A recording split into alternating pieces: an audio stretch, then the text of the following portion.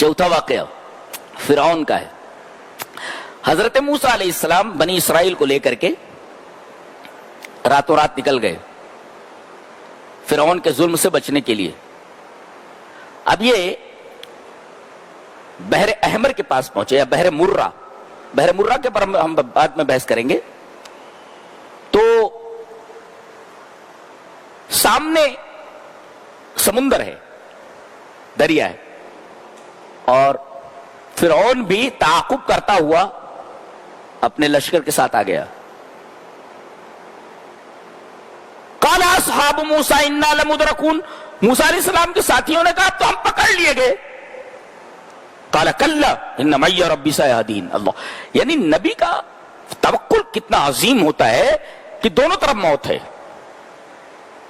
इधर कुआं इधर खाई है, इधर समुंदर इधर दुश्मन है। ये कह रहे हम पकड़ लिए गए, अब तो हमारी खैर नहीं। ऐसे वक्त में तवक्कुल देखो एक नबी का।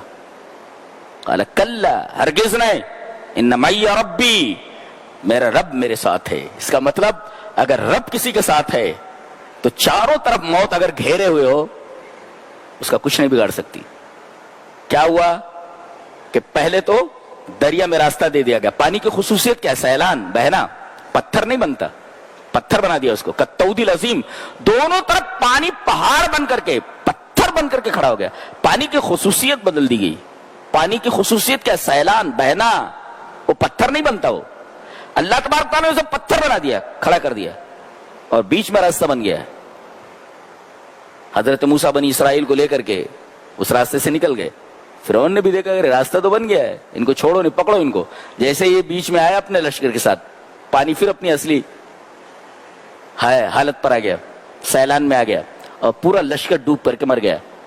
तो एक तो अल्लाह की नेमत ये कि इन्हें रास्ता दे दिया, समुंदर में से रास्ता दे दिया, और दूसरे इन्होंने उस दुश्मन को मरते हुए देखा अपनी आंखों से जो इन्हें अब तक सताता रहा है और इनका अरसा हयात तंग कर रखा था। अल्लाह, ये कितनी बड़ी नेमतें हैं अल्लाह तबारक व तआला की। लेकिन ये बड़े नाशुक्रे थे, और आज भी वो नाशुक्री इनकी बाकी है जहां भी हैं ये।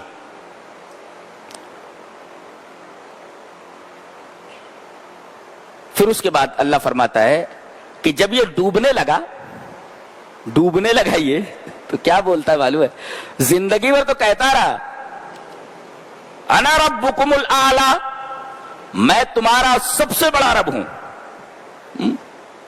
अब जब फंसा, हत्ता इदा अदरकहुल गरकु, जब गरक होने के करीब हुआ तो काला आमंतु। देखो ये दुआ कैसी टेढ़ी मांग रहा है, देखो ऐसे वक्त में भी कितना बदमाश है ये। देखो जिंदगी में सुधरा नहीं तो मौत को तो क्या सुधरता? मोमिन का शेर ही नहीं, जिंदगी सारी कटी इश्क बुता में मोमिन, आखिरी वक्त में क्या खाक मुसलमान होंगे। तो ये बंदा गरक के जब करीब हुआ, काला आमंतु अन्नहु ला इलाहा इल्लल्लज़ी आमनत बिही बनु इसराईल। इतना टेढ़ा करने की क्या जरूरत है? मैं ईमान लाया कि नहीं है कोई माबूद उस जात के अलावा जिस पर बनी इसराइल ईमान लाए। ये देखो घुमा रहा है पूरा। कह देना चाहिए था ना कि मैं उस पर ईमान लाया जिसके अलावा कोई माबूद नहीं है।